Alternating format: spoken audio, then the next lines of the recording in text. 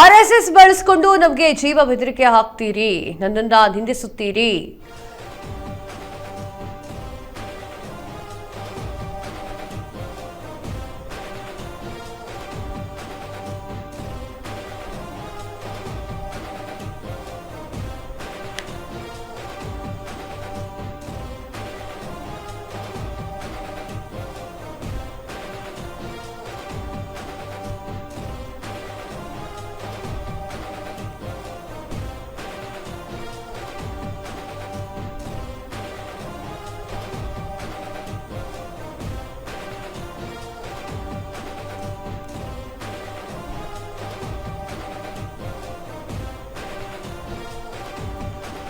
RSS ಬಳಸಿಕೊಂಡು ನನಗೆ ಜೀವ ಬೆದರಿಕೆ ಹಾಕಿದ್ದೀರಿ, ನನ್ನನ್ನ ನಿಂದಿಸಿದ್ದೀರಿ. ನೀವು ಮಾಡುವುದನ್ನ ಮಾಡಿ ಆರ್ಎಸ್ಎಸ್ ಹಾಗೂ ಬಿಜೆಪಿ ವಿರುದ್ಧ ಪ್ರಿಯಾಂಕ್ ಖರ್ಗೆ ಕಿಟ್. ನಾನು ಗೃಹ ಸಚಿವನಾಗಿ ಅಧಿಕಾರ ವಹಿಸಿಕೊಂಡು 48 ಗಂಟೆಗಳು ಕೂಡ ಆಗಿಲ್ಲ. ನಿಮ್ಮ ಭಯ, ಆತಂಕ, ನಿಮ್ಮಲ್ಲಿನ ದುಗುಡ ವ್ಯಕ್ತವಾಗ್ತಾ ಇದೆ ಅಂತ ಹೇಳಿ ಪ್ರಿಯಾಂಕ್ ಖರ್ಗೆ ಅವರು ಟ್ವೀಟ್ ಮಾಡಿದ್ದಾರೆ. ನಿಮ್ಮ ರಾಜಕೀಯ ಮೇಲಧಿಕಾರದ ಸಂಘಟನೆಯ ಧೋರಣೆ ನೋಂದಣಿ ಆಗಿರುವಂತದ್ದನ್ನ ದಾಖಲೆಗಳನ್ನ ಸಿದ್ಧಪಡಿಸಿಕೊಳ್ಳಿ. ಟ್ವೀಟ್ನಲ್ಲಿ ಬಿಜೆಪಿಗೆ ಎಚ್ಚರಿಕೆಯನ್ನ ಕೊಟ್ಟಿದ್ದಾರೆ ಪ್ರಿಯಾಂಕ್ ಖರ್ಗೆ ಅವರು. ಪ್ರಿಯಾಂಕ್ ಖರ್ಗೆ ಅವರು ಟ್ವೀಟ್ನ ಮೂಲಕ ಎಚ್ಚರಿಕೆಯನ್ನ ನೀಡಿದ್ದಾರೆ. ನಾನು ಗೃಹ ಸಚಿವನಾಗಿ ಅಧಿಕಾರ ವಹಿಸಿಕೊಂಡು 48 ಗಂಟೆಗಳು ಕೂಡ ಆಗಿಲ್ಲ. ನಿಮ್ಮ ಭಯ, ನಿಮ್ಮಲ್ಲಿನ ಆತಂಕ, ನಿಮ್ಮಲ್ಲಿನ ದುಗುಡ ಎಲ್ಲವೂ ಕೂಡ ವ್ಯಕ್ತವಾಗ್ತಾ ಇದೆ ಮತ್ತು ಈಗಾಗಲೇ ಆರ್ಎಸ್ಎಸ್ ಅನ್ನ ಬಳಸಿಕೊಂಡು ನನ್ನನ್ನು ನಿಂದಿಸಿದ್ದೀರಿ ಹಾಗೂ ನನಗೆ ಜೀವ ಬೆದರಿಕೆಯನ್ನ ಹಾಕಿದ್ದೀರಿ. ನೀವು ಮಾಡೋದನ್ನ ಮಾಡಿ, ಮುಖ್ಯವಾಗಿ ದಯವಿಟ್ಟು ನಿಮ್ಮ ಒಂದು ವಿಚಾರವನ್ನ ಹೇಳ್ತಾ ಇದ್ದಾರೆ, ಬಾಡಿ ಆಫ್ ಇಂಡಿವಿಜುವಾಲಿಟಿ. ಇದರ ಬಗ್ಗೆ ನನ್ನ ನಮಸ್ಕಾರಗಳನ್ನ ತಿಳಿಸಿ ಹಾಗೂ ನಿಮ್ಮ ಒಂದು ರಾಜಕೀಯ ಮೇಲಧಿಕಾರದ ಸಂಘಟನೆಯ ನೋಂದಣಿಗಳನ್ನ, ದಾಖಲೆಗಳನ್ನ ಈಗಲೇ ಸಿದ್ಧ ಮಾಡಿಕೊಳ್ಳಿ ಅಂತ ಹೇಳಿ ಪ್ರಿಯಾಂಕ್ ಖರ್ಗೆ ಹೇಳಿದ್ದಾರೆ. ಟ್ವೀಟ್ನ ಮೂಲಕ ಎಚ್ಚರಿಸಿದ್ದಾರೆ.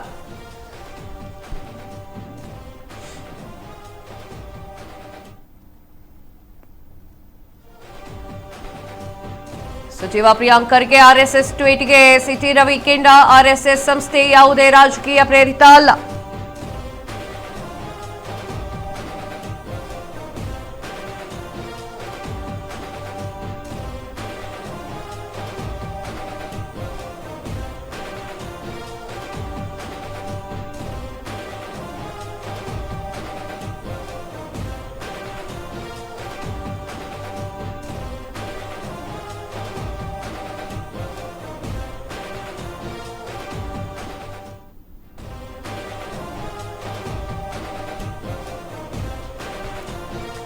ಸಚಿವ ಪ್ರಿಯಾಂಕ್ ಖರ್ಗೆ ಆರ್ಎಸ್ಎಸ್ ಟ್ವೀಟ್ಗೆ ಸಿಟಿ ರವಿ ಕೆಂಡ. ಆರ್ಎಸ್ಎಸ್ ಸಂಸ್ಥೆ ಯಾವುದೇ ರಾಜಕೀಯ ಪ್ರೇರಿತವಲ್ಲ. ಆರ್ಎಸ್ಎಸ್ ಅನ್ನ ಪ್ರಿಯಾಂಕ್ ಅಪ್ಪನಿಂದಲೇ ಏನೂ ಮಾಡಲಿಕ್ಕೆ ಆಗಲಿಲ್ಲ. ನೋಂದಣಿ ಮಾಡಿಕೊಳ್ಳಲಿಕ್ಕೆ ಆರ್ಎಸ್ಎಸ್ ವ್ಯವಹಾರಿಕ ಸಂಸ್ಥೆಯೂ ಅಲ್ಲ, ಸಂಘಟನೆಯೂ ಅಲ್ಲ. ಆರ್ಎಸ್ಎಸ್ ದೇಶದ್ರೋಹಿ ಸಂಘಟನೆಯಲ್ಲ, ಅದರಿಂದ ಅಪಾಯ ಇಲ್ಲ. ನೀವು ಗೃಹ ಸಚಿವರು, ಗೂಂಡಾ ಅಲ್ಲ. ಸಚಿವರ ಹತ್ರ ವರ್ತನೆ ಮಾಡಿ. ಪ್ರಿಯಾಂಕ್ ಖರ್ಗೆ ವಿರುದ್ಧ ಬಿಜೆಪಿಯ ಎಂಎಲ್ಸಿ ಸಿಟಿ ರವಿ ಹೇಳಿಕೆಯೊಂದನ್ನು ನೀಡಿದ್ದಾರೆ. ಸಿಟಿ ರವಿ ಅವರು ಹೇಳಿಕೆಯೊಂದನ್ನು ನೀಡಿದ್ದಾರೆ. ಯಾವುದೇ ಗೂಂಡಾ ರೀತಿಯಾಗಿ ವರ್ತನೆ ಮಾಡಬೇಡಿ ಅಂತ ಹೇಳಿಕೆಯನ್ನ ನೀಡಿದ್ದಾರೆ. ಏನ್ ಹೇಳಿದ್ರು ಕೇಳಿಸ್ಕೊಂಡು ಬನ್ನಿ. ಪ್ರಧಾನಮಂತ್ರಿ ಐ ವಿಲ್ ಕ್ರಶ್ ಆರ್ಎಸ್ಎಸ್ ಅಂದ್ರು. ಆರ್ಎಸ್ಎಸ್ ಇದೆ, ನೆಹರು ಇಲ್ಲ. ಇಂದಿರಾ ಗಾಂಧಿ ತುರ್ತು ಪರಿಸ್ಥಿತಿ ಹೇರಿ ಸರ್ವಾಧಿಕಾರಿಯಾಗಿ ಮೆರೆದ್ರು. ಸಂಘವನ್ನು ಬ್ಯಾನ್ ಮಾಡಿದ್ರು. ಇಂದಿರಾ ಗಾಂಧಿ ಇಲ್ಲ, ಭಾರತ ಇದೆ, ಆರ್ಎಸ್ಎಸ್ ಇದೆ. ಇವರು ಪ್ರಿಯಾಂಕ್ ಖರ್ಗೆ ಅವರೇ, ನೀವು ಈಗ ನಿನ್ನೆ ಮೊನ್ನೆ ಹೋಮ್ ಮಿನಿಸ್ಟರ್ ಆಗಿದ್ದೀರಿ. ನಿಮ್ಮ ಅಪ್ಪ ಮುಂಚೆನೇ ಆಗಿದ್ರು. ನಿಮ್ಮ ಅಪ್ಪನ ಕೈಲೇ ಏನು ಮಾಡೋಕ್ಕಾಗಲ್ಲ. ನೀವೇನು ಮಾಡ್ತೀರಿ? ನೀವು ಸರ್ವಾಧಿಕಾರಿ ಅಲ್ಲ. ಎಲ್ಲೋ 2-3 ರಾಜ್ಯಗಳಲ್ಲಿ ನಿಮ್ಮ ಅಧಿಕಾರದಲ್ಲಿ ಇದ್ದೀರಿ. ಅದು ಅಧಿಕಾರದ ಕೊನೆಯ ದಿನಗಳು, ನಿಮ್ಮ ಅಧಿಕಾರದ ಕೊನೆಯ ದಿನಗಳು, ನಿಮ್ಮ ಪಕ್ಷದ ಅಧಿಕಾರದ ಕೊನೆಯ ದಿನಗಳು. ನಿಮ್ಮ ಅಪ್ಪನ ಹಣೆ ಮುಂದಿನ ಸರಿ ನೀವು ಇಲ್ಲಿ ಕಾಂಗ್ರೆಸ್ ರಾಜ್ಯದಲ್ಲಿ ಅಧಿಕಾರಕ್ಕೆ ಬರಲ್ಲ. ನೀವೇನು ಮಾಡ್ತೀರಿ?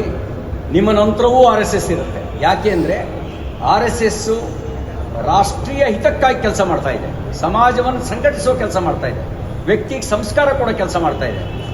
ಆ ವ್ಯಕ್ತಿಗೆ ಸಂಸ್ಕಾರ ಕೊಡೋ ಕೆಲಸ ಅದು ರಾಜಕೀಯ ಪ್ರೇರಿತವಾಗಿರೋದಲ್ಲ. ವ್ಯಕ್ತಿಗೆ ಸಂಸ್ಕಾರ ಕೊಡುವ ಕೆಲಸ ಅದು ಬಿಸ್ನೆಸ್ ಅಲ್ಲ. ನೋಂದಣಿ ಮಾಡ್ಕೊಳ್ಳೋಕ್ಕೆ ಅದು ಸಂಘ ಅಲ್ಲ, ಅದು ಬಿಸ್ನೆಸ್ಸು ಅಲ್ಲ. ಅದು ಸಮಾಜವನ್ನು ಸಂಘಟಿಸೋ ಸಂಘಟನೆ, ಸಮಾಜದೊಳಗಿರುವಂಥ ಒಂದು ಸಂಘಟನೆ ಅಲ್ಲ. ಸಮಾಜದ ಒಳಗಿರೋ ಸಂಘಟನೆ ಬೇರೆ, ಇಡೀ ಸಮಾಜವನ್ನೇ ಸಂಘಟಿಸಬೇಕು ಅಂತ ಹೇಳಿ ವ್ಯಕ್ತಿಗೆ ಸಂಸ್ಕಾರ ಕೊಡುವಂಥ ಸಂಘಟನೆ ಬೇರೆ. ಹಾಗಾಗಿ ನಿಮಗೆ ಮಾಡೋ ಕೆಲಸ ಬೇರೆ ಇದ್ದಾವೆ, ನೀವು ಗಮನಿಸಬೇಕಾಗಿರೋ ಕೆಲಸಗಳು ಬೇರೆ ಇದ್ದಾವೆ. ದೊಡ್ಡ ಪ್ರಮಾಣದಲ್ಲಿ ಬಾಂಗ್ಲಾದೇಶದವರು ಅಕ್ರಮ ನಿವಾಸಿಗಳು ಬೆಂಗಳೂರಿನಲ್ಲಿದ್ದಾರೆ, ಕರ್ನಾಟಕದಲ್ಲಿದ್ದಾರೆ.